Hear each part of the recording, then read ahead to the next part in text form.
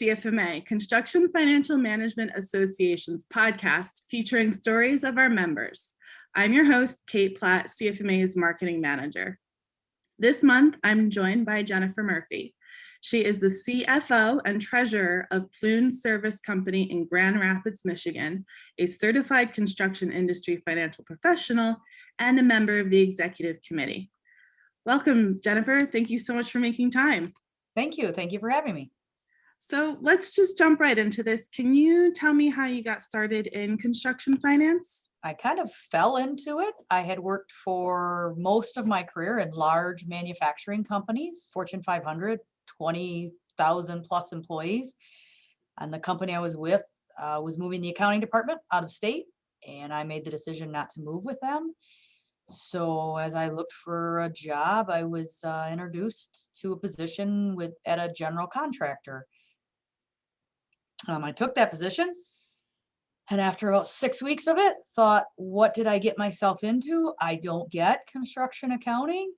It doesn't make sense to me. I thought I would understand it, and then the CFO I worked for would kind of talk me into circles, and I would think I didn't know what I was doing. I went to the owners and said I might have made the wrong decision for both of us being here. I got a lot of support from my boss, who was one of the owners, and said, nope, you're here for the right reason. And I got into CFMA because the prior person in my position had been there. And so I took over the membership, and then working with a CPA firm. I actually wasn't wrong. I was understanding properly. It was our CFO that was wanting some numbers to look differently than they were. So oh, wow. That was my jump into construction accounting. But after years and years of manufacturing, WIPs and percent complete were a whole new gamut from what I'd done. This is a recurring theme, I feel like, where everyone comes from somewhere else, and no, it's not the same thing. So manufacturing, you put it on a truck and you ship it, and that's your revenue, and you already know what your costs are because you have a piece, what every piece costs to make, and percent complete and construction is completely different. So you mentioned that your predecessor was a CFMA member, but what brought you to CFMA to the level of involvement that you are? Okay, so like I said, I really took over the membership when I came out of the company because I had some time left. And initially that would have been in 2006. I just attended the local general meetings very quietly, didn't really know anyone, didn't do any more than that. And I did that for about 3 years. And then unfortunately, a downturn of 2009, that company ended up going out of business. And I didn't realize it then, but now I realize after years of CFMA, I actually found my current position because the construction audit partner at the company I had been at was the audit partner for where I'm at now, and knew they were looking for a CFO and said, you'd be great for this position. Oh, wow. And when I joined Plume, Plume's very, very big on our employees being involved in the industry. So I expressed to our president, who I work for, that I had been in CFMA prior, and right away, the person had been here before me had been as well. And so I continued my membership. And my president was actually at a general membership meeting with me. And our chapter does scholarships to the national conference. And he was sitting there, and they were talking about that no one had signed up to win a scholarship. And he asked me why I hadn't signed up to go. And I said, well, the conference is in Hawaii. And he said, oh, that doesn't matter. And so I signed up and got one of the scholarships and went to my first national conference in Hawaii.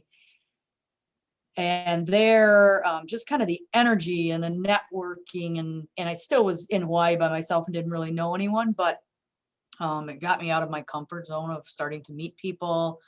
The educational classes and what I took back from that were amazing.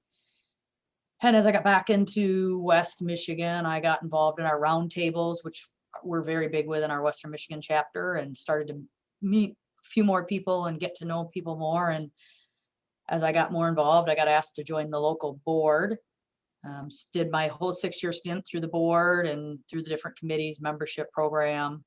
And then through that, when I was president, I hosted or helped coordinate a suicide prevention summit with CFMA in West Michigan with the Lansing chapter. And at that time, Michelle Eastland and Joe McLaughlin came out and were the national representatives. And I spent some time talking to them and really decided once I was done my local stint and obligations, I started getting involved nationally. So it's kind of been an evolution from early on just attending a meetings and not really talking to anyone to now being involved with exec subspecialty program, and now this year I'm going to be finance as well. So it's definitely moved lots of different involvement.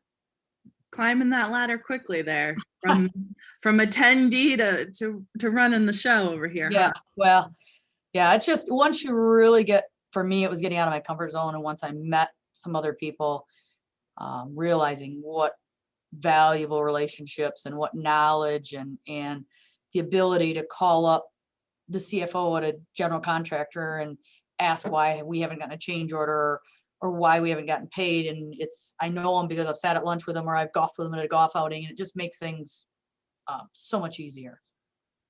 Definitely. Networking not only helps you find your job, but helps make your job easier. Absolutely. So can you talk about your experience in the industry and what you see when it comes to diversity?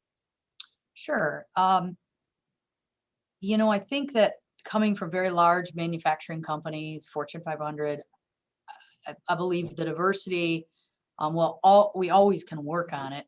There's much more there. When you have 26,000 employees, you're going to work with more women, more minorities, and those type of things. And unfortunately, construction has tended to be a white male dominated industry, and a lot of construction companies are smaller.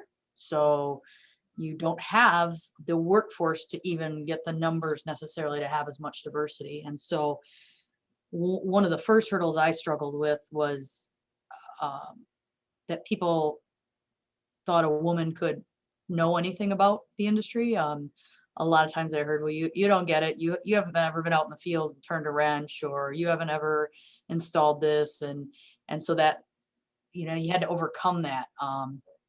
A lot of people in our company, especially, came from the field, and they've made their way up to being president, vice president. So they had that field experience. So it sometimes can be a tough battle, not only to be a woman in a male dominated organization, but then that I'd never been in the field. But I just really focused on making sure that I could contribute, that they could see that I had value to add. And then another part that is tough is I'm gay. And so being a woman or being a minority, I think in construction, the first thing is you walk in a room and you already know you're different. No one maybe makes you feel that way, but in a large crowd, any woman in a room full of men, you feel different already. And then other factors. So for a long time, I really focused on just being a good CFO, a good contributor, knowing what I know. I kept my personal life quiet. And it really was because I feel like no one ever asks why is she how is she a good CFO and she's heterosexual? Well, I didn't think I needed to also explain why I was a good CFO and I happen to be gay. And I look at it, it's a small part of my life. It's a part of my life. I shouldn't say small, but it's a part of my life, but it's not everyone I am. And I think when I look at our industry, if we could focus on getting women and minorities in, the other part will come with it. There's just so much to do just with women and minorities. And that's really where I think we need to, focus first. And I think the other part will come with it. And, I also think as I've gotten older and I've been out for close to 30 years, that the society has changed a lot. There's still a lot of work we can do.